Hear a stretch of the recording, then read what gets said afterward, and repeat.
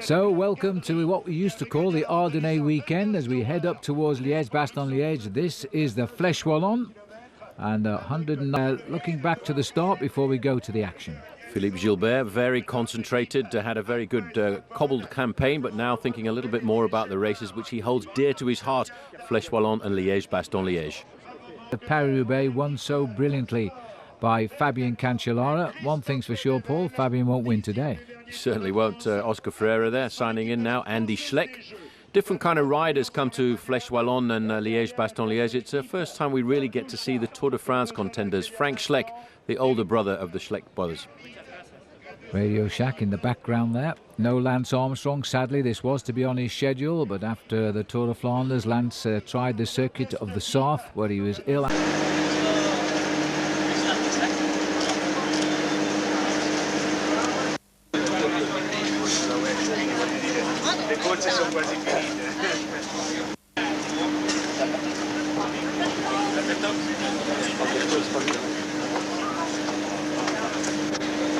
Alberto?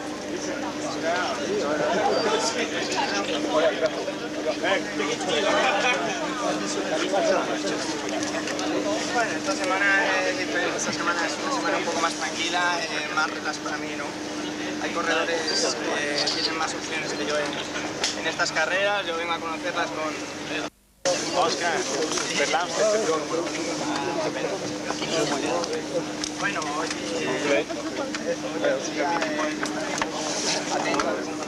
como nos encontramos, tampoco con la presión de tener que ganar 10 corredores más igual interesados. Pues igual, a conocer la cosa.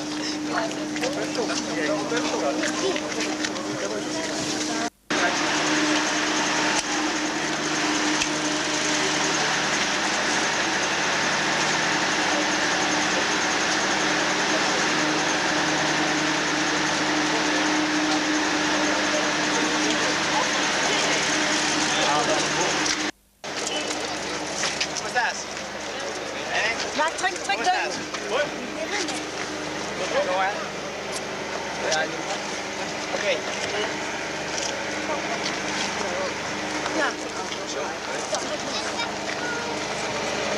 ¿Cómo se va? ¿Ça va bien?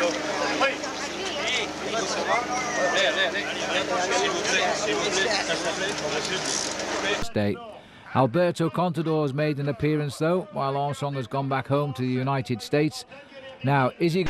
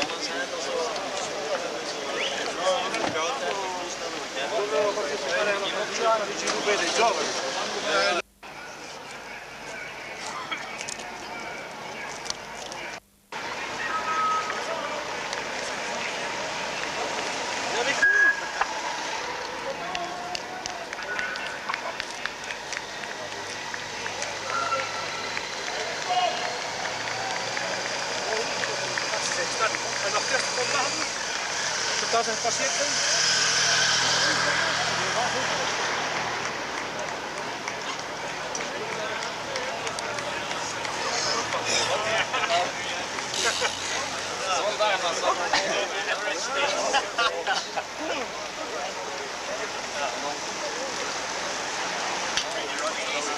Le cagate lì ormai.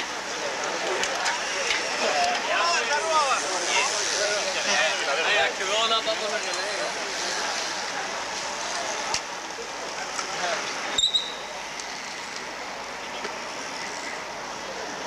Cristian?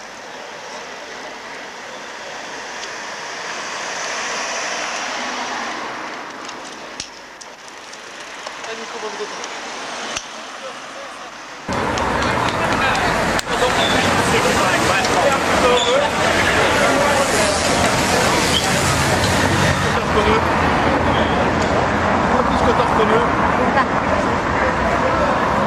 the outline of the leading group here now. Well, these 5 riders got away very early on, 44 kilometers into the event. And in that breakaway, you can see the French national champion. Now, how about this for a name for a champion? Dimitri Champion. Yes, that's indeed. This breakaway getting clear at around about 44 kilometers today. 5 riders, including Palumbo. They went on the climb of the, of the smaller circuit. Out on that first big lap is where they actually got clear. Palumbo, Loosely, David Loosely of Lampre. There he is at the moment. As Paula said, Champion. And then Benjamin Gorg from Lambau Credit, and making it all up, the veteran these days, just going to screen there, Stéphane Auger of Cofidis.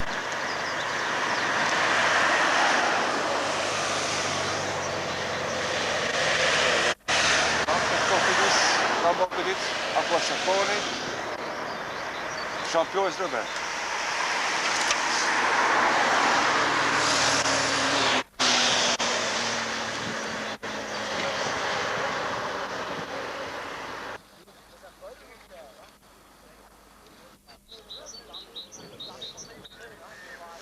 Dus dat was van heel dag, hè?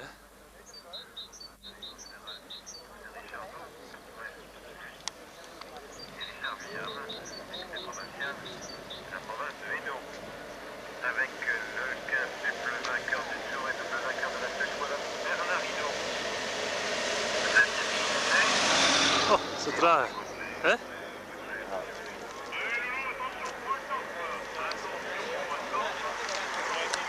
Slek hier, slek Jan.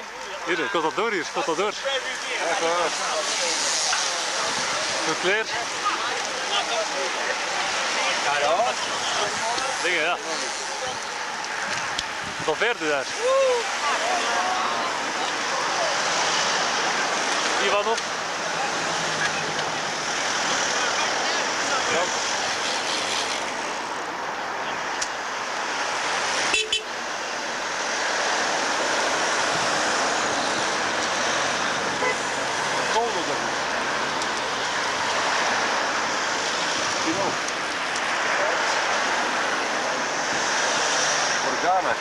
Een Fransman, Auger, nog een Fransman en Palumbo, een Italiaan. Hier zien we ze in een opgenomen beeld. Dat is de eerste keer de klim op de muur van Hoei met achteraan Palumbo voor Aqua e Sapone. Terwijl namen Gourge daar helemaal op kop. Op die steile stukken altijd goed inschatten met Auger. Loosely, dat is die van de ploeg Lampre in het blauw. En dan achteraan Palumbo, die het daar al een klein beetje moeilijk heeft. Want dat is altijd moeilijk in te schatten na een goede 70 kilometer. Objectief met deelnemerslijsten die we soms hebben in onze Vlaamse ploegen. Dat wil zeggen dat deze Waalse pijl door de coureurs zelf bijzonder hoog wordt ingeschat. En dat merk je inderdaad aan die indrukwekkende... Dat is die van Auger op kop, maar Gourge. Ja, dat is inderdaad zo. Christophe, één woordje nog over de liedjes dat tegen de Amerikaanse.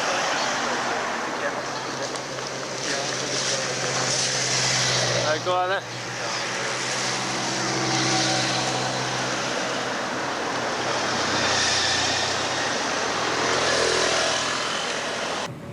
Gilbert, maar ook met Van den Broek, met Perrault. Het zijn allemaal mannen die toch wel een rol kunnen spelen. En daar komen de mannen van Saxo heel even in beeld, maar toen wilde dat beeld niet meer rollen. Dus we zijn met 197 renners van start gegaan. Er werd al een tijdje gewacht gemaakt van de start van Carlos Sastre. Maar dat is er uiteindelijk niet bij. En er was een pertinente reden voor, hè? Ja, Sastre die stond gisteren op de luchthaven van Madrid om in te schepen naar hier. Maar hij kreeg zijn zitje niet. Er werd gezegd, er zijn dringender zaken, dringender opdrachten voor andere mensen. Jij mag terug naar huis en je mag vrijdag terugkeren. Dan gaan we je wel inschepen. Dus Luik zal hij halen, maar de Waalse pijl niet. Sastre was met andere woorden daar in Madrid niet belangrijk genoeg. En zeggen en schrijven dat die mens de Tour de France gewonnen heeft. En dan ook nog een Castiliaan is. En hier is het Vogt die er al mee bezig is de wedstrijd hard te maken. Opgelet, hè. Die van Saxo, ze doen altijd... Nog even. Nog 2 erop. De bliezer, hè. Dat was weer top. Saxo. Top, hoor. Vocht, hey, kom aan.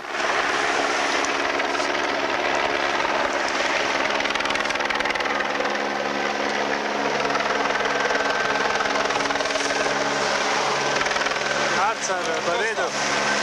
Je kunt er doorrijden. Ja.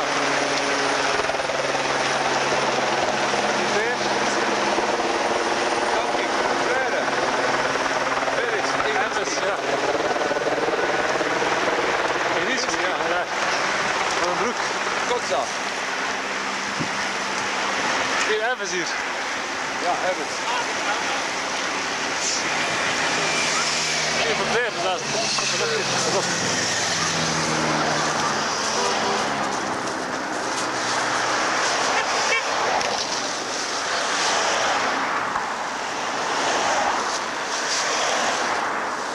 Op de muur die gaat pijn doen en daar gaat per slot van regeling de beslissing vallen. En het is toch wel niet toevallig Vogt die hiermee het tempo aangeeft en heel snel de boel wil doen scheuren. Maar ik zie dat nogal wat de belangrijke teams vertegenwoordigd zijn. Ja, het zijn de grote ploegen die daar vooraan zitten. Ik zag er ook eentje van Topsport Vlaanderen meeglijden. Nog, en er ging ook eentje aan van Lamprey. Die gaat dan niet meerijden in elk geval, want die heeft een mannetje vooraan met Loosli. Maar ze springen bij bosjes weg uit het peloton op die Côte du Bois. En dat is toch wel heel vroeg om dit scenario te zien. Zou is een interessante namiddag kunnen worden. Sergei Ivanov, they can count on Kim Kirken, and why not Joachim Rodriguez when it comes down towards the end. That's why you can see the red, white and blue jerseys there setting the pacemaking. Well, Katusha may have some ambitions here today because they're setting the pace all right. Oh, it was a crash just on the left-hand side going round that corner. Crash. That was the rider shot across from the inside of the peloton and took everybody out. Well, that was amazing. It just went straight into that bend, and obviously when you come into the forested area a little bit, the road can be slightly damp, and all you need is a touch of brakes, and you can see the skid marks there. There's a rider gone down there on the left-hand side from Astana. Yes. 2 or 3 riders have gone down very hard. Carsten Kroon is down here. Is his head on his shoulders there. That looks like a nasty prank. I don't know who it was. Dominic Rolls is 155, the rider down there from Milram. Yeah. There's a couple of riders gone down from Radio Shack. There's a rider down there from BMC. That was a very hard crash, and nobody had chance to make any manoeuvres to get away from it. Well, they were unexpected because the rider, I don't know if we'll see a replay, the rider came from the inside track. I mean, straight through the peloton, taking out riders on the way here. Carsten Kroon looks to be in a bit of trouble. Riders still fixing themselves up. That's Christoph Brandt on the far side of the road looking for a wheel, but the peloton is well gone now. This is very unfortunate. Sweeping bend here. I wonder if we'll get to see it again in slow motion in the hand of the director, and maybe we will. Watch the bottom of your picture here. There's the rider who falls, a Milram rider, and then wipes them all out. And that was a nasty fall by Kroon. He went over the top there. Yeah, that was very nasty indeed. Very difficult. A lot of riders just did not have chance to make any manoeuvre at all to get away from that accident. And all of a sudden you can see the guys are scampering over to the right-hand side of the road to get by. It's amazing the peloton was even able to stop and filter around that. The original faller there from Milram is still propping up the barriers at the left-hand side of our picture. Well, they're saying that in fact is Jaroslav Popovic. Well, he'll be the Radio Shack, yeah. And he's a man who would be counted on by Lance Armstrong later on in this season when Radio Shack go through to the Tour de France. Just looking down there, the BMC rider Kroon, he is certainly not in good shape. The car's getting through. Well, one thing's for sure, those boys are out of the race, and let's hope they're not too badly injured, but that was it. And that's when you're going to have a solid block of a team around you. I must say, seeing their number 17 upside down, we normally see number 13 upside down, but I can't imagine that David Loosely is superstitious with the number 17, but you never know. He's in that second group. Is this a split in the peloton? It's quite a serious split if it is. There's a group just around the corner. Yes, it has split up quite a bit.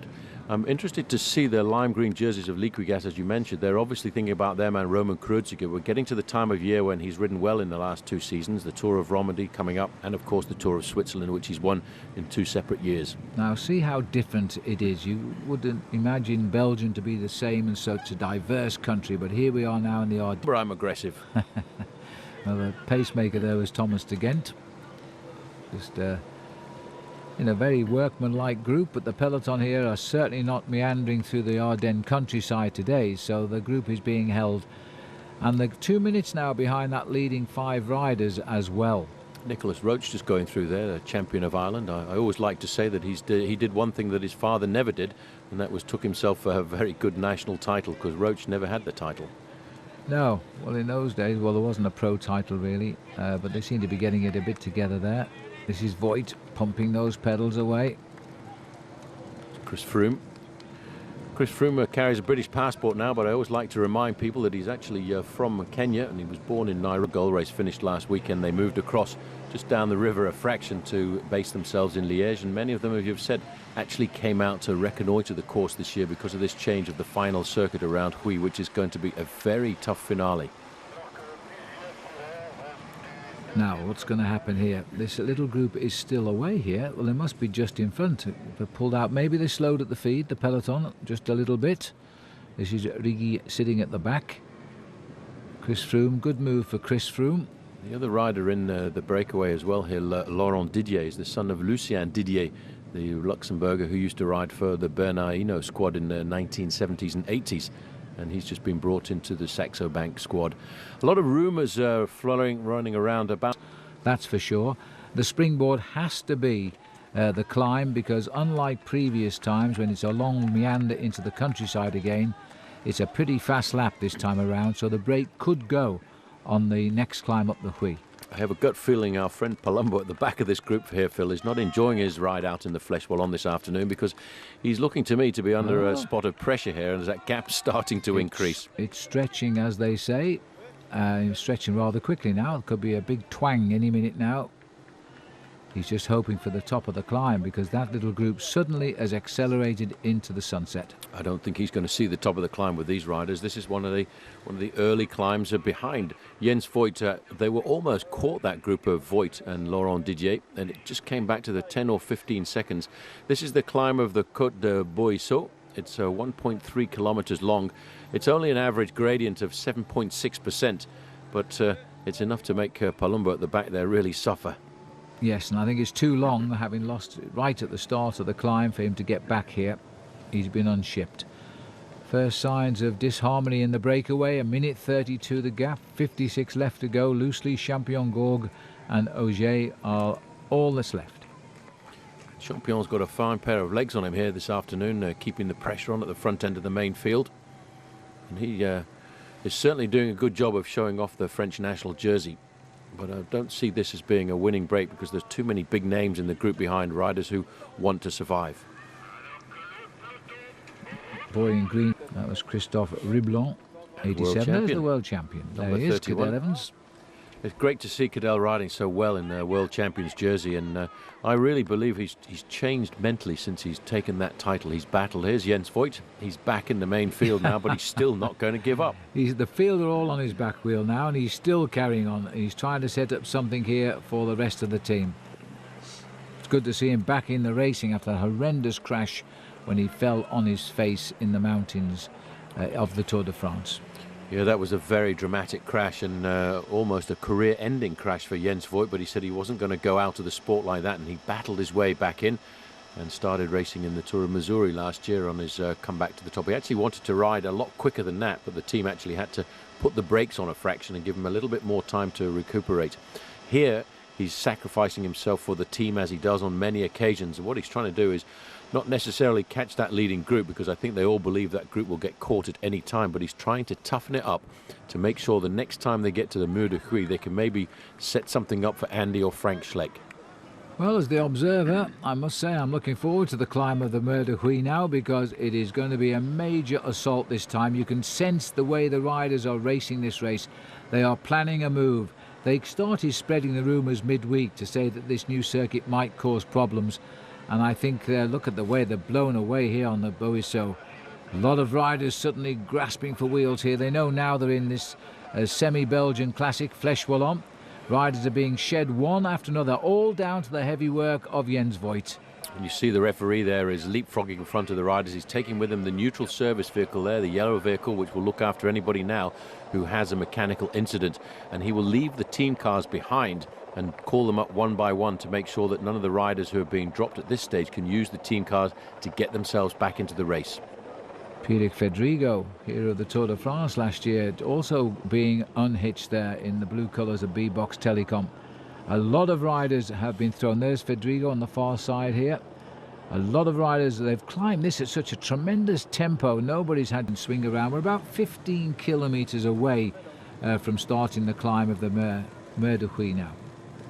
We haven't got over the top of this climb. It's still Saxo Bank on the right-hand side there on the front end of the main field. Really start to toughen it up. And I think they are trying to set it up for a selection next time over the Mer de Huy. Yes, the riders have been over the Mer de Huy once. That was the first climb of the day.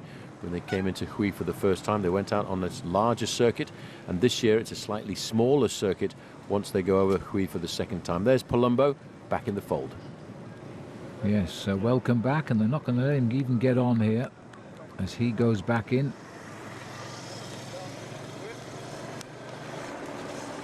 There's a lot of riders willing to race this now.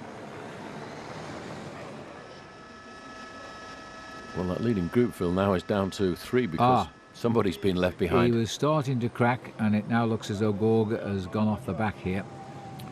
Well, that's all to do with the pressure and the tempo that was set at the front by Dimitri Champion, the French national champion, and he realizes that he's got to keep the pressure on over here, because if they can survive over the top of this climb, they've got a very good chance of starting the Mer de Huy at the front of the race, and they could then be joined by a front split of a group of 15 or 20 riders, because my gut tells me today that there's going to be a big attack next time we come to the Mer de Huy. So we got Loosely tagged on to the back. Only ever had a couple of wins as a pro. And in fact, 6 years since he's had a win, David Loosely. And the two French riders there, Champion and Auger. Auger by far the most experienced, but he doesn't win a lot of races, Stefan, but he does go on these escapades quite a lot. So he knows all about... Paying attention to make sure he keeps eating. There are only certain times when you can eat in a race like this, but you've not got to forget about keeping your energy levels topped up. Looking back over the shoulders, they're trying to ascertain just exactly what the race situation is. They can see this counter move coming, and they're probably going to say, right, the best part of the best thing we can do now is to let these guys come up, because there's some serious firepower in this group. Well, Loosely, I think, has done enough to clean up on the King of the Hills here. I saw how he sprinted for the top of the Côte d'Argent. But he's now checking his little route sheet to see how far to go. Well, he's not far from Huy, and there's 40 kilometres left to ride, and it's going to be every man for himself when we come into the town of Huy, and all the pressure as they try to get round the sweeping right-hander onto the climb itself. Ivanov is very attentive at the front end of the main field. You recognise him in his red, white and blue jersey, champion of Russia. And there's a little bit of a decanting going on at the back end of the main field. There's Alejandro Valverde in the red and black jersey of Case d'Epargne, surrounded by his teammates. They'll be looking after him. They will try to place him towards the front end of the main field as well. Stronger, big turns being done by Jurgen van der Walle in the blue jersey of Quick Step, and of course Bram Tankink. 7 riders left now, that's all at the front, and they're all together. 52 seconds to the peloton. These two boys at the back are just hanging on a little bit just for the moment. The firepower, Kadri setting the pace. As they continue, then it's Vorganov, the Russian rider, going through, follow gap. It's a 30-second bridge if they can reach them at the moment. It looks as though it's Craig Lewis who's got into this move, Paul, is it? HTC Columbia.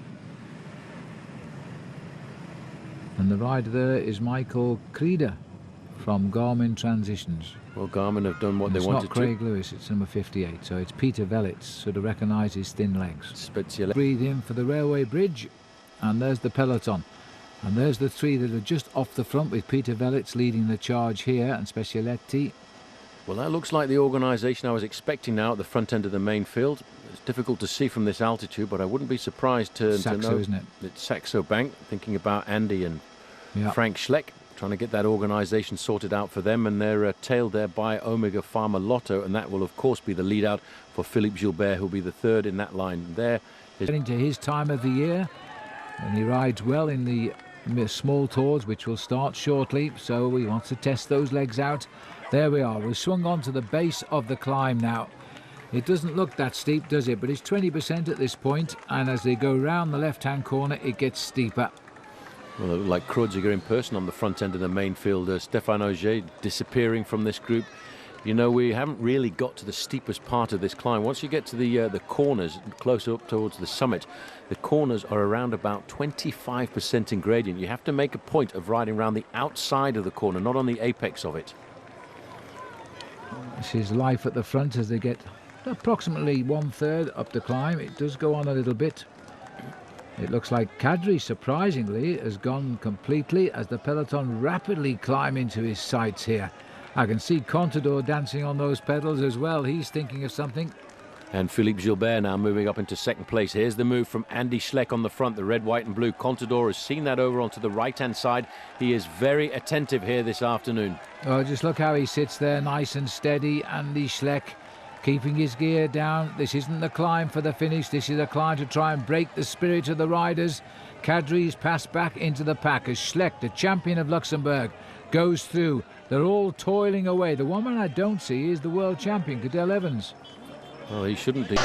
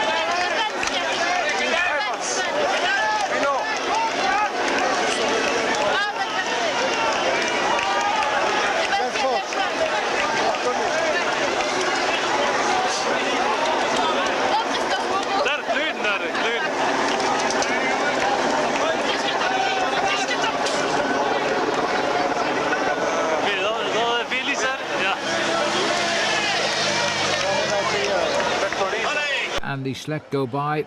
Loosely is also passed backwards now as Schleck powers on. Contador is up here too. Kreuziger is the rider in the green. Philippe Gilbert there in the white jersey, the white helmet. He's suffering a little bit. Look at the face on him this afternoon. He's hanging onto the wheel there of Alberto Contador. Frank Schleck now moving up into second place behind his brother. New dad Frank.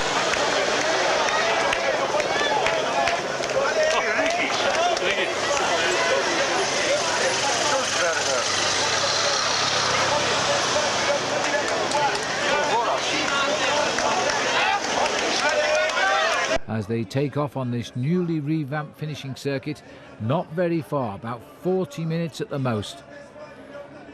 Well, Tankink just survives there, but over his shoulder he can probably see Frank Schleck pacing, Andy Schleck, Contador, big names now. Kuhnego's not far off either. Chris Horner there. Good to see Horner riding well. He's having a great season already. Amazing rider, Chris Horner.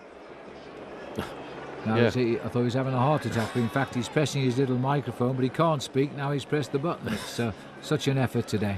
I tell you, this is a beast of a climb. It's actually very difficult to walk up this climb if you're wearing leather-soled shoes because it is so slippery and there's...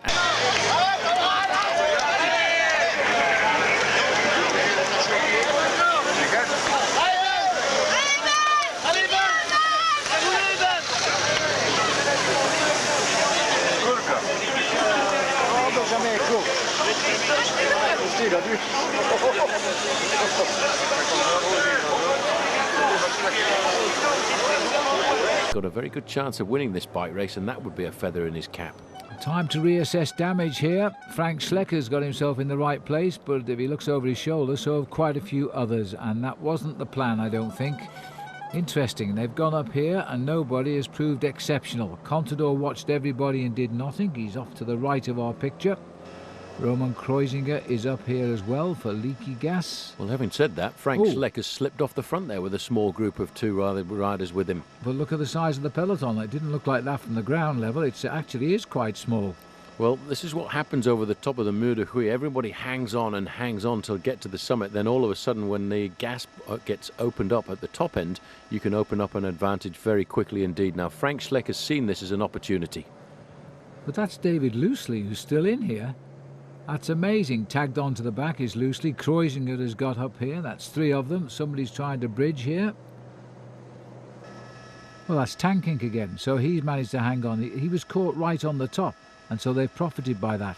So 2 of the original brakes, a little bit of new power has come across, a very important new power. 2 very strong riders in Kreuziger and Frank Schleck. So the power's off by Andy back here. Now the question is who's going to chase. There is no organisation, but I think...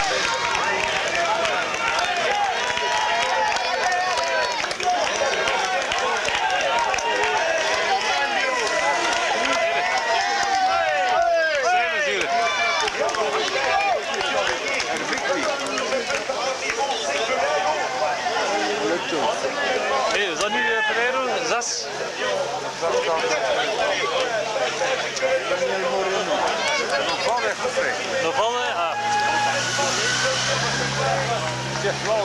Probably don't have an awful lot of power, but the presence of Roman Kreuziger here is really important.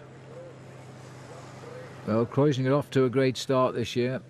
He won the Tour of Sardinia, and he's finished 4th in Paris-Nice, which is always a good guideline for the early season form. Then he's taken a back seat for the while.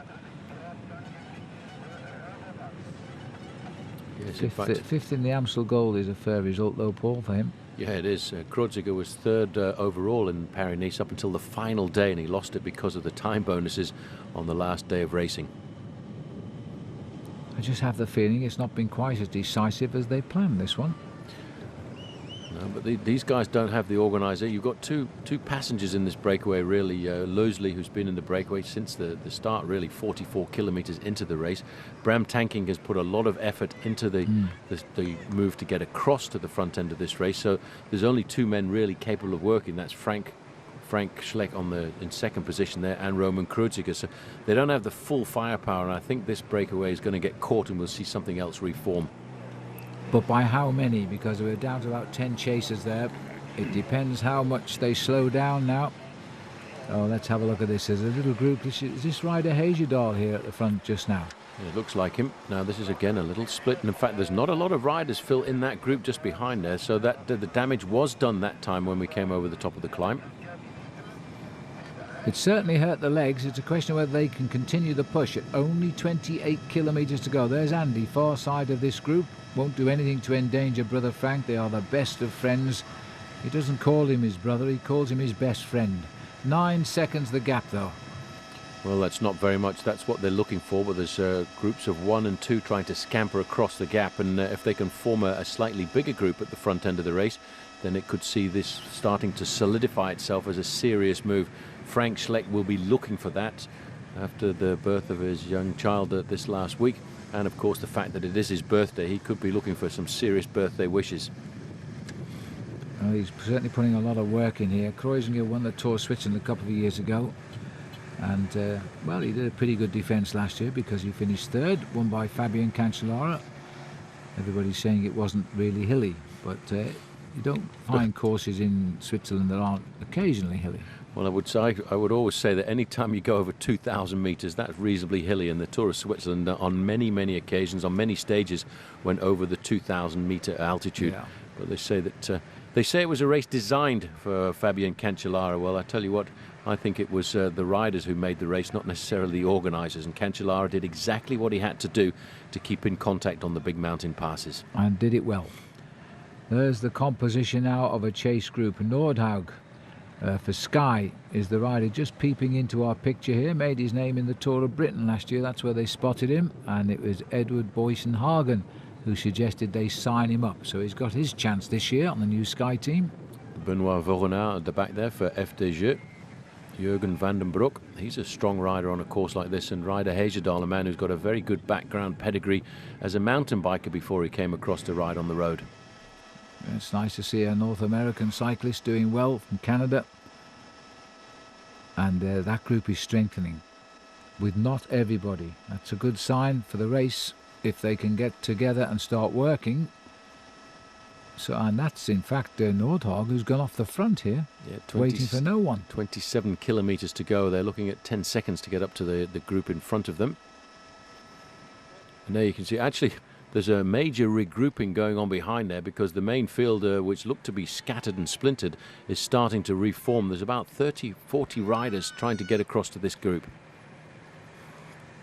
and looking pretty useful at the moment, because I think they've got this race back under control here. The slipping down was Joaquim Rodriguez. He's got a problem here. Bands on his shoulders there, indicating a former Spanish national road racing champion. And he's looking for the team car this afternoon. The referee number 1 is in that car. He keeps a very close eye on what's going on in the race and reports by radio to the team managers of the breakaway formations, the members of riders in that breakaway, and of course the time gaps too. Former leader of the Tour of Spain, Joaquim, but he has enjoyed the Ardennes Classics, but it tends to be Liège is the better one for him. He's had an 8th place finish in this event. He uses this one as primarily as training, I think, for the Liège. Expect to see him up in the front running in what is 4 days' time from now, as we go down into even deeper into the heart of the Ardennes. Ooh, this is a hard move coming from Katusha. Very strong attack. No reaction from rider Hejjedal. There is a reaction from a Cofidis rider. Again, I think that's Vogranov going off the front. He was in that breakaway and he was just about to get caught, and I think he's trying to toughen the race up. Kolobnev. Could be. 25 to go. They're obviously looking for a plan here this afternoon, Team Katusha. They want to really put the hammer down. I wonder if he knows that his teammate Joaquim Rodriguez has gone to the back of the race. Remember Kolobnev going towards the end of the Amstel Gold as well. They got wiped out very close to the finish. Maybe another effort here. On the final climb he was caught and passed. Yeah. In fact, he's hit them extremely hard, and that is a very good move. It's been something that Team Katusha have been looking for this afternoon. They've always had men near the front end of the main field. They've done the work when it's been necessary, and on top of that, they've got men held in reserve for the counter move, of course, with Sergei Ivanov, with Kim maybe Kierkegaard. We've been taking our fans' eyes to the wrong man, forgetting all about Kolobnev, who's made a serious move here, and he's gone a long way out. Maybe too far, who knows, 24 kilometres to go, but you do need a big lead if you're going to survive that climb up to the finish. There's no doubt about that, because your legs will collapse. There's Andy Schleck in 3rd position there, just covering. This race situation is still at the front of the race, that small breakaway. This is Kolobnev, 17 seconds to the next group, 22 seconds back to the main field. Well, the last time this man got a result in the Fléche Wallonne was 5th place back in 2002. So it's time he came back onto the podium. I think we all agree there. He's got a little gap, 17 seconds. The peloton is at 23, so the peloton is preoccupied at the moment to try and repair the damage of that last climb up the Huy. There's Tankink. Still the 4 leaders, Frank Schleck at the front.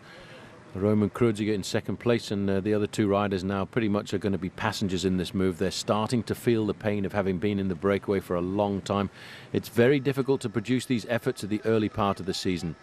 And it looks as though Contador's told his boys to start riding, because it's all going to happen on the hill if he can bring this race back together again. Schleck is doing a good job. He's riding 2nd wheel, helping nobody. Brother Frank is up front. So far the day is perfect. Well, although Contador sent a couple of riders from Astana up to the front end of the main field, he himself is sitting quite a long way back in a pack like that, and he should be a little bit closer to the front, being attentive, because every time you go over these little climbs here in the Fléche Wallonne, you get the acceleration over the top when you get out into the slightly more windy section of the course, and if you're sitting halfway down the main field and there's a split, goodbye Vienna. They've got themselves a bit better organised. Schleck looking over his shoulder, not going to set any pace at all. Just dropping down 2 or 3 riders. Anybody want a drink? If you're a member of HTC Columbia, the rest doesn't get one. Astana putting some serious pressure on now, starting to pull Kolobnev back into the fold. Astana are starting to look like a solid squad at the right time of the year as they start and continue their build-up to the Tour de France and Alberto Contador's defence of his Tour de France title. So, Kolobnev has been brought back by 2 other riders from the former Soviet Union here, Kazakhstan, as they drive through. These are the 2 boys in Kazakhstan doing all the work, and I think it's Fofanov and Iglinsky who are setting the pace here for Astana, and their job now is to wipe everybody out and present Contador with the victory. Well, that's the plan, and that's what they're thinking about here. They've got 22 kilometres to pull back their leading group of riders there, which is just hovering off the front at 24 seconds. They certainly haven't broken the stranglehold, the group of Schleck and Kreuziger. They're just hovering and they're not going anywhere, and that's because of the organisation at the front end of the main field by Team Astana. Mind you, having said all that, I mean, Andy Schleck is putting himself in a perfect position if these boys close it right down. Andy's played the perfect teammate. He's also taken a nice big rest. Riding second, third, fourth, fifth wheel all the time. He's just sitting there letting everybody else do the pacemaking. He's in an ideal position at the official 20 kilometre to go banner, and you can see this peloton is starting to stretch out into a fairly long line, and there'll be some boys at the back there wishing they could raise the white flag of surrender.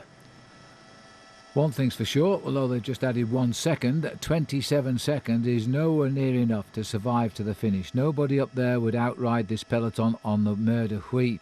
Not with the likes of Contador in there, ready to stamp on the pedals and perhaps their authority. It's gone out another second as I speak, mind you. 28 now, but that's a long line. This is quite a good group, all under the expert guidance of Fofanov and Glinsky from Astana. Coming down the bunch all the way down before we see Contador here, just bottom left of our picture. But that is a big pressure on the front from that team there of Astana. The two riders are swapping the turns to keep it nice and stretched out in the main field. And you can start to see this is getting to be a little bit grippy at the back end of the main field. The left of our picture, Kreuziger is the lime green leaky gas colours. Frank having a sit down. Getting into a rather precarious aerodynamic position. Don't try this one at home, because if you do, you may well find yourself coming unstuck. Because as you stand up, that saddle hits you in the back and then you fall off. If you don't know how to handle the bike properly. But Frank Schleck certainly does, mind you. I've seen him crash in a number of occasions going downhill. He's a bit precarious sometimes going around some of the corners.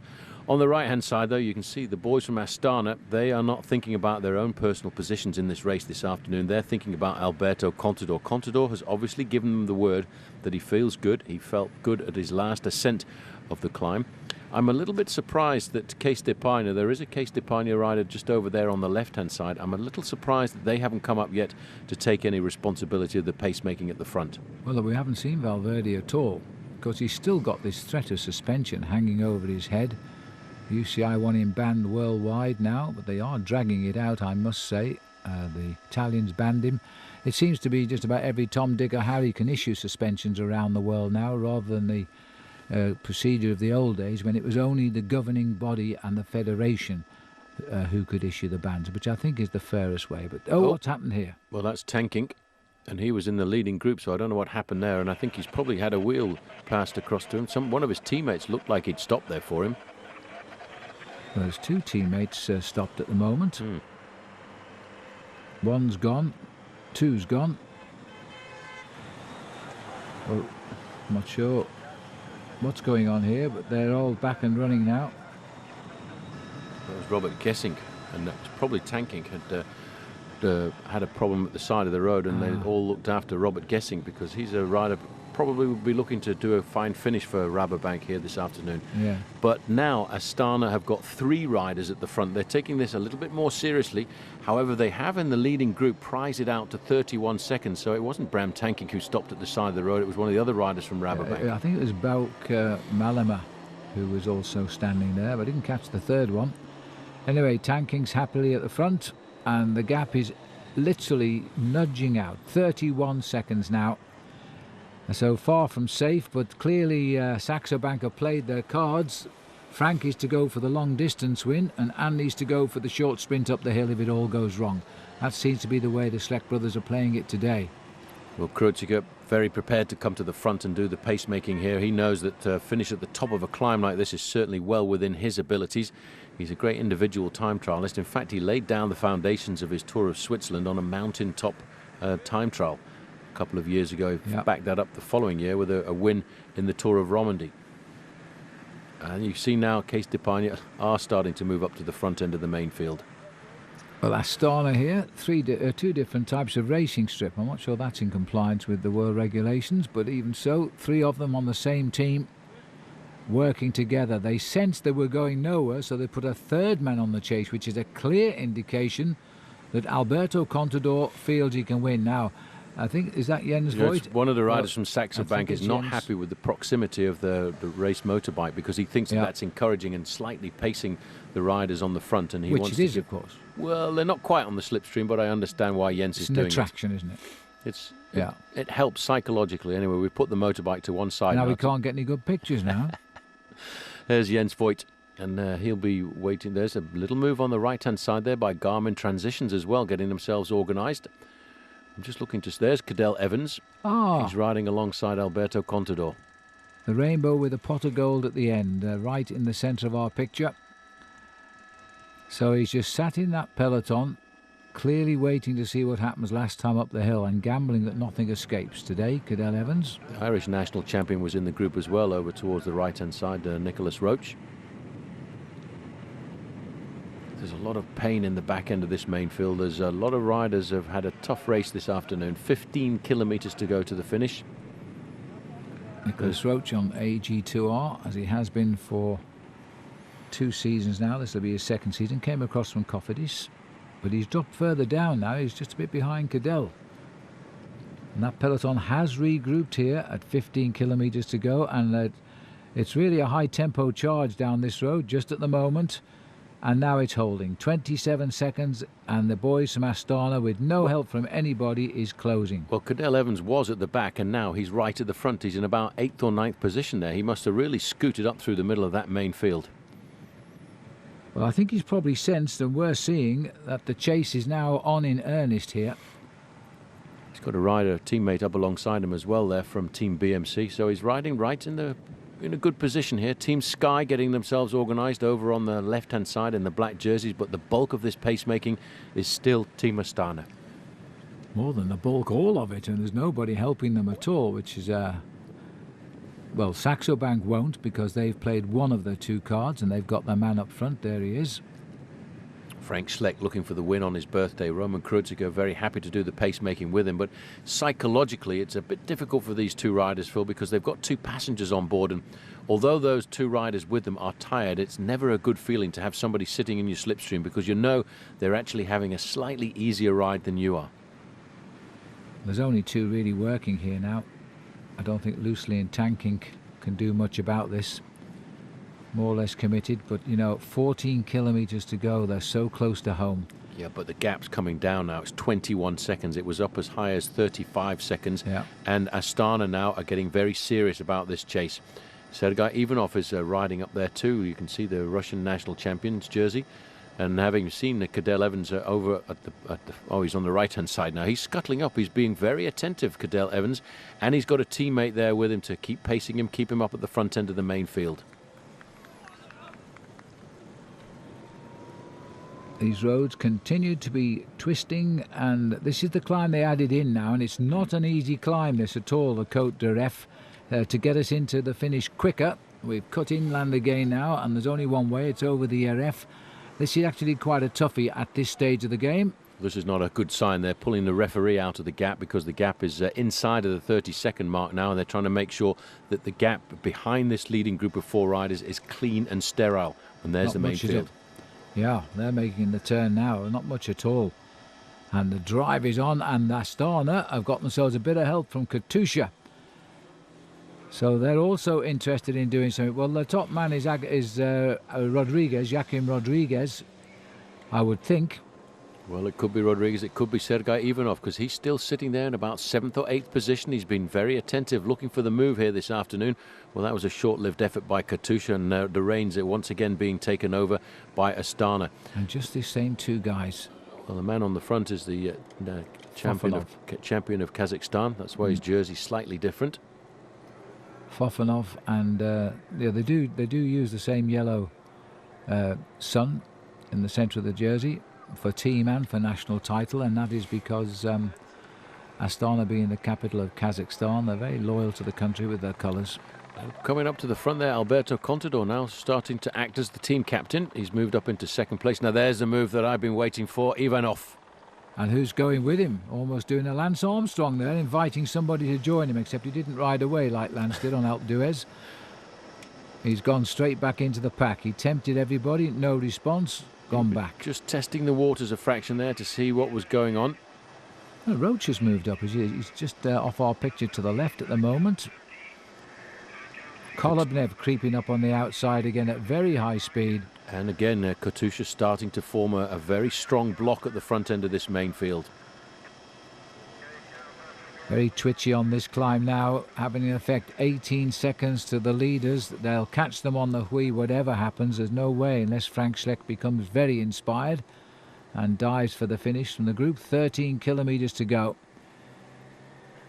There's no doubt that Contador has passed the message he can win this race today to his team. Life at the back, and these riders now are really starting to pop off, and you can see there that the riders from Astana are disappearing, and that's because they've done their job for the day, slipping away from the lead.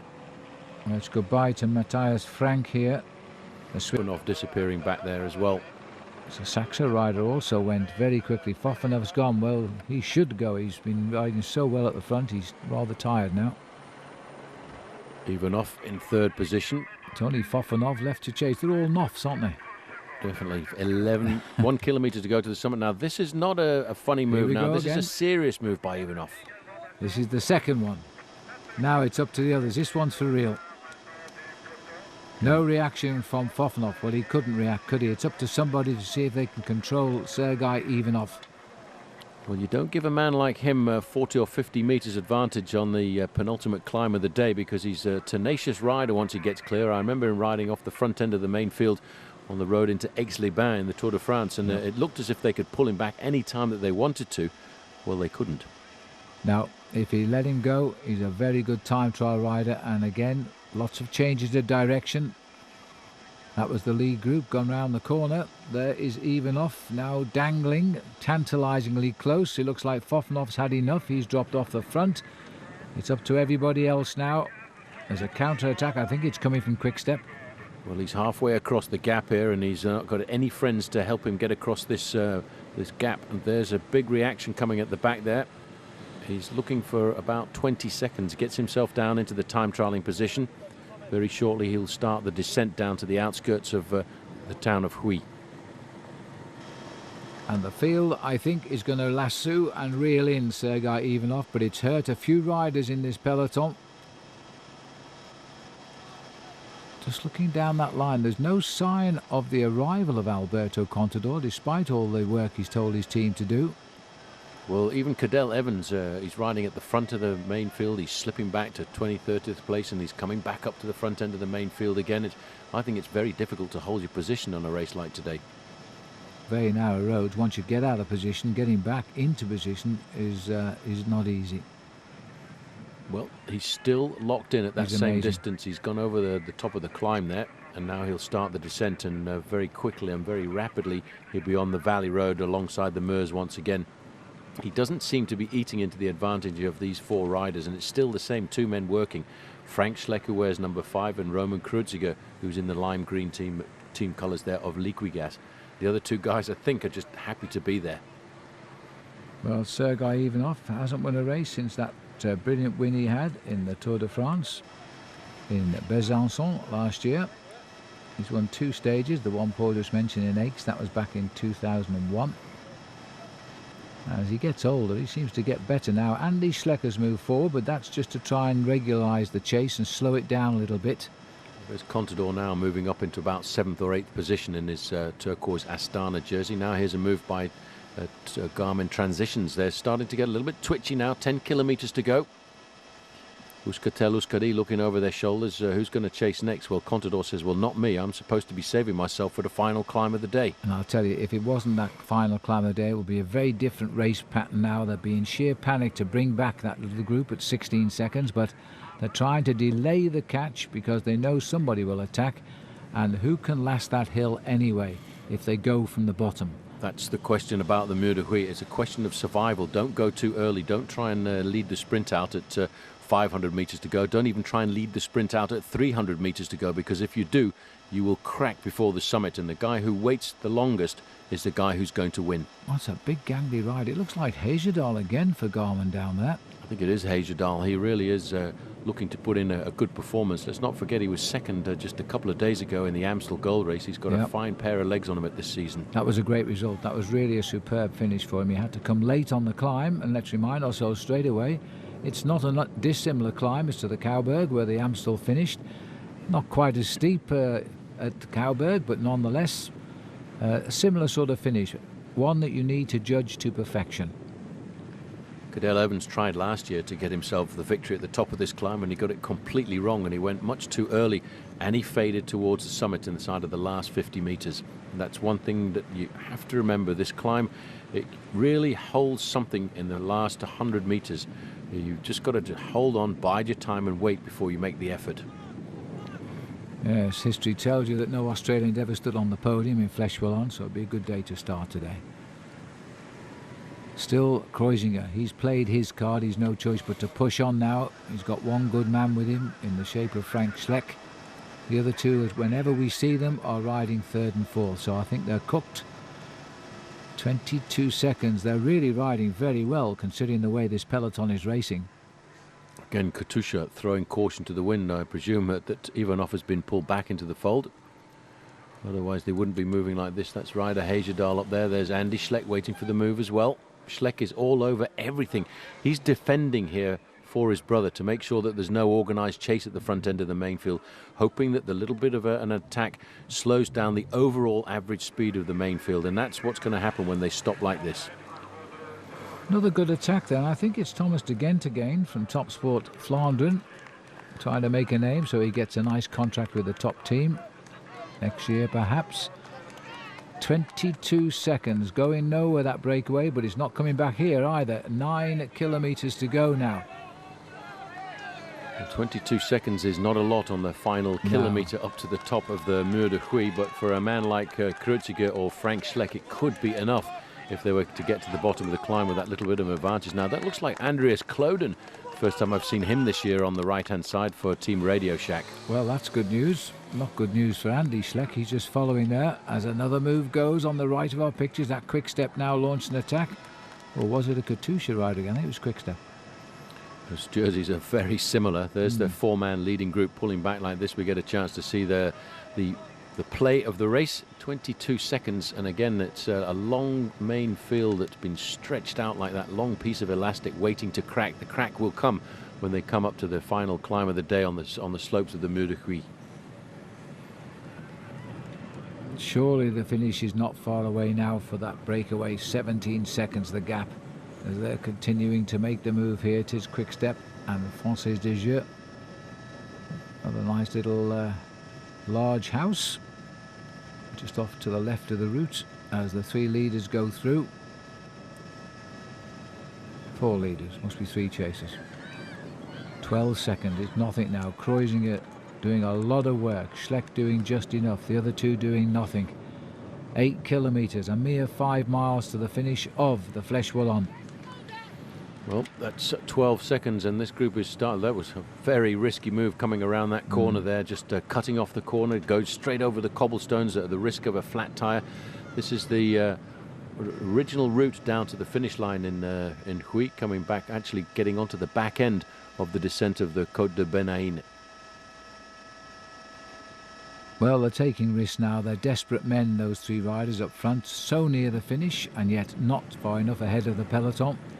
This is the back of the peloton where these riders just want to get home now and hang on in the peloton at least till the climb. This is a chase group here. Well, they're at 11 seconds. They won't be able to see that leading group of riders just yet because this is a very tortuous and technical descent on the way down here. Renard from Française des Jeux. And the little guy in orange, I reckon, is Igor Anton, who's made a move here, and he will get up the hill. He will certainly get up the hill. We've seen him be aggressive in races like the Tour de France. He knows how to go on long escapes. Little left-hand bend here. Brakes on. A little bit precarious. Watch it because it's a hairpin. Kreuziger going around in first place. Racing down towards the bottom road again now. Those 4 riders have been this way before. Be a nice climb coming the other way. 9 seconds the gap, but that's based on the 3 chasers now. I think Kolobnev is the man in with them. Very strong little group. There's the peloton, nothing in it at all. Well, nobody's fallen off on that corner this year. It's a bit disappointing, isn't it? Fortunately, it's nice and dry, but it's a very tight corner there. We're now down into the valley road, and it's starting to flatten out as we will probably see that banner across the road will indicate 5 kilometers to go, and these guys are still surviving off the front end of the main field. This is the group halfway across the gap.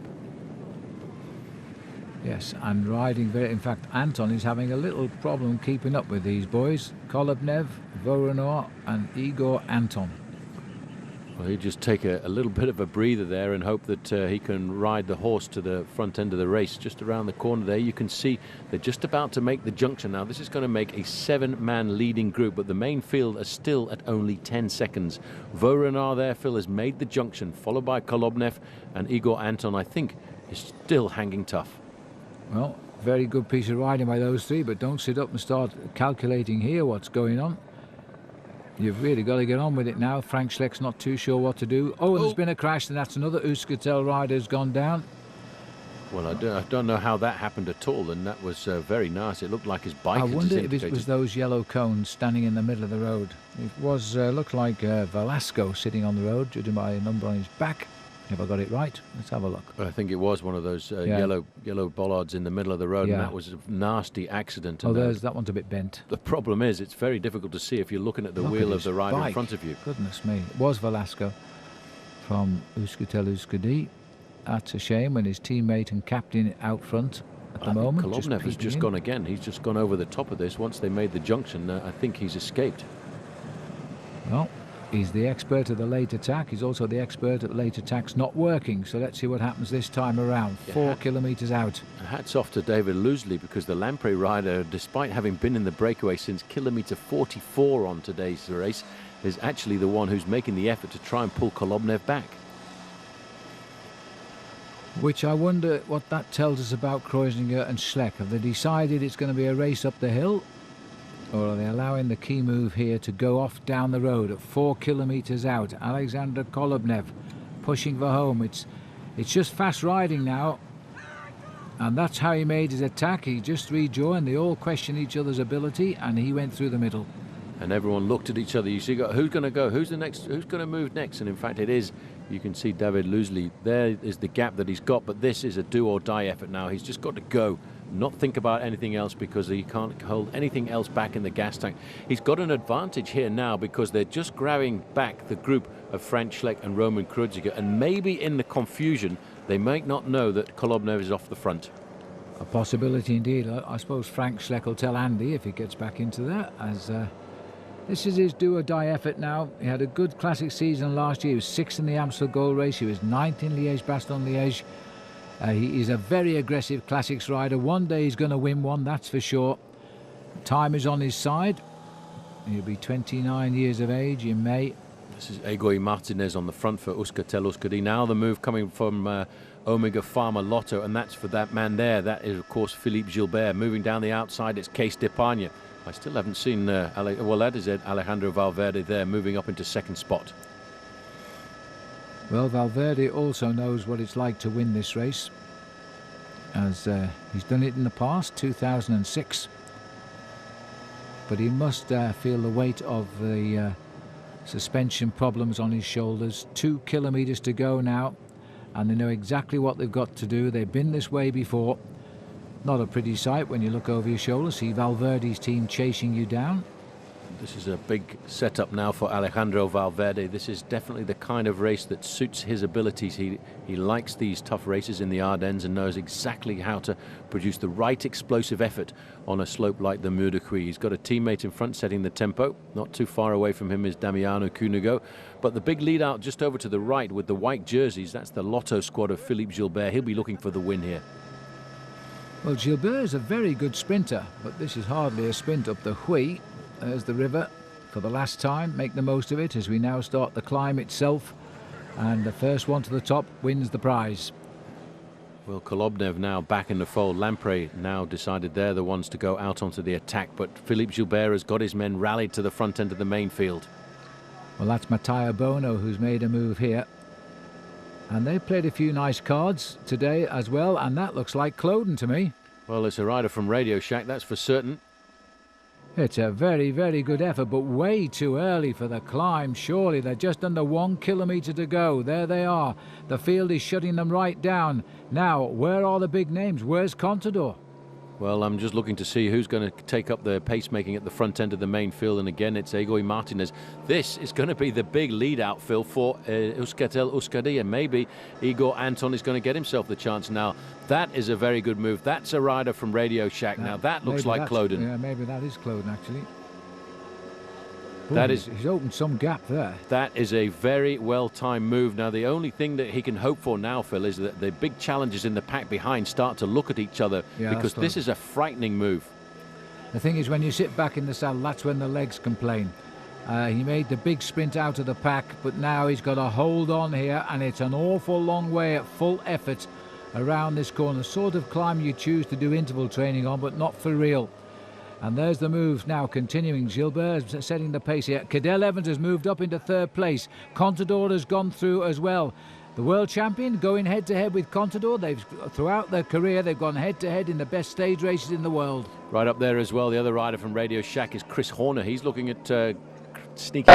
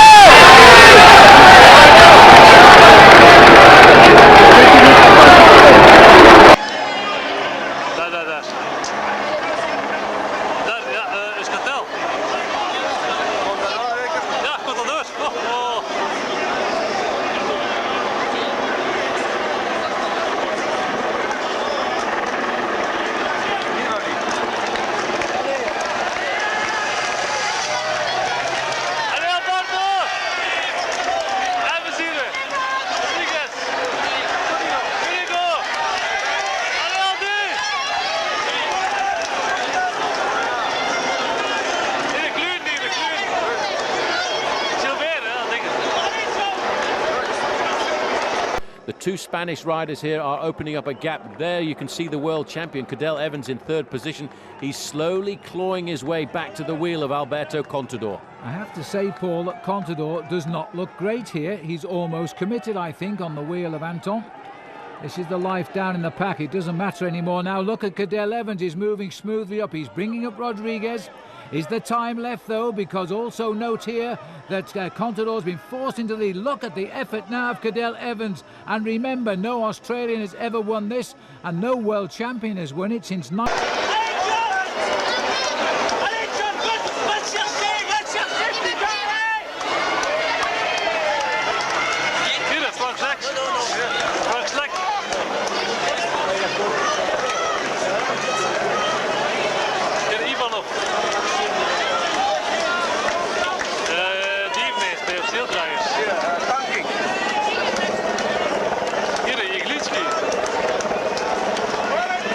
I'll check on that for you. Claude Criquillon.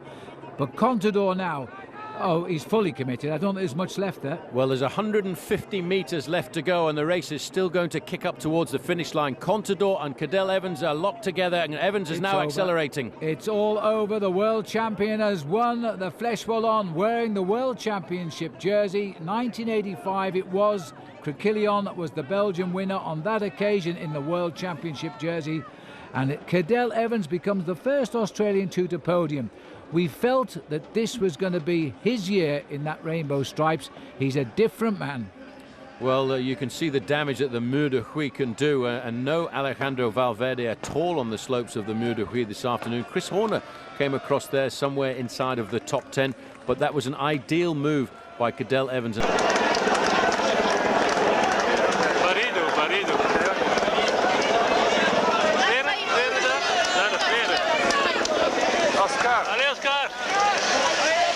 His mind back, Phil, to last year when he went much too early. He attacked a long way out and faded towards the finish line and got pipped. This time he got it right. Well, I think he'd be rather pleased now that Jean Lalonde made him go.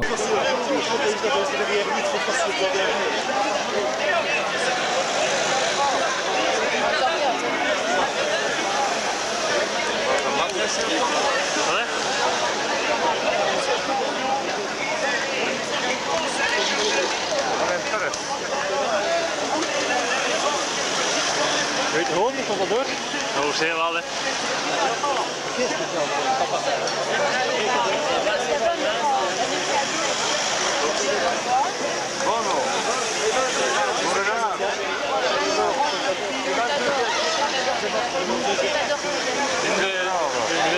Kreuziger.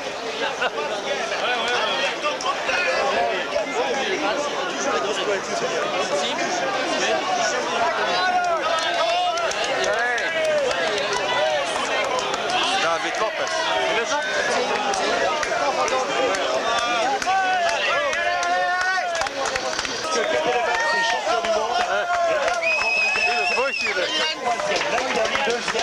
Alberto Contador est troisième. Igor Hansen, quatrième.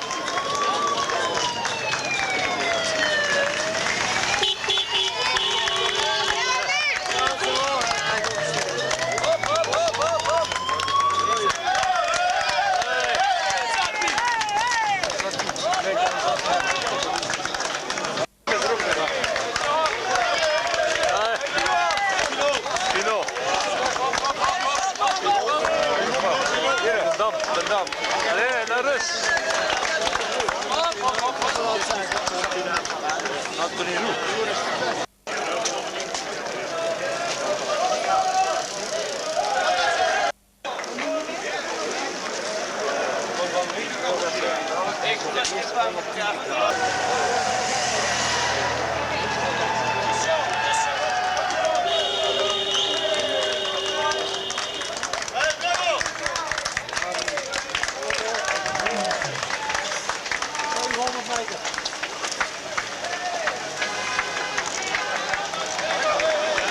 World jersey, this overwing today. It's great to win in Fléche Wallonne first of all, but of course racing with the rainbow jersey is an honour, and winning is even better, I think. It was the I've been second here before. I think I've been fifth, I've been ninth, I've finished every position but first, so finally to win it is fantastic. Could you explain the last claim with the two Spanish, with Contador just before you? Yeah, it's I think it's the fifth or sixth, my sixth participation in Fléche Wallonne, sixth or seventh, but I'd never done a course reconnaissance. Yesterday, Director Jean Lelang took us out for a course reconnaissance, and I looked at the climb in I saw the climb in a different perspective, and I thought I'd always raced here with the wrong tactic, and I waited to ride until the last moment, and yeah, I had a good position right from the start, but waited right for the final, and then took them just in the last 100 metres, and that was the way to do it. He must have been listening to our commentary there. Well, I'm not sure which one spoke the best English there, but fifth in Fléche Wallonne last year for Cadel Evans. Now the world champion is really the number one, and that